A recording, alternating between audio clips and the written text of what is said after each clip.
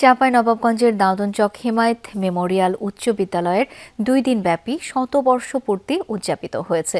সকাল থেকে বিদ্যালয় মাঠে প্রতিষ্ঠানের নতুন পুরাতন শিক্ষার্থীদের উপস্থিতিতে মিলন মেলায় পরিণত হয়। শতবার্ষিকী পূর্তি উদযাপন কমিটির সভাপতি বেলায়েল বাঁকি ইদ্রিসির সভাপতিত্বে অনুষ্ঠানে অতিথি ছিলেন রাজশাহী বিশ্ববিদ্যালয়ের শিক্ষক অধ্যাপক ড. গোলাম আরিফ, সাবেক প্রধান শিক্ষক রফিকুল ইসলাম, সহকারী শিক্ষক মোহাম্মদ আলী। অনুষ্ঠান সঞ্চালনা করেন গোলাম রাব্বানী। এ সময় অতিথিরা তাদের স্কুল জীবনের স্মৃতিচারণ করেন। সন্ধ্যায় রয়েছে সাংস্কৃতিক অনুষ্ঠান।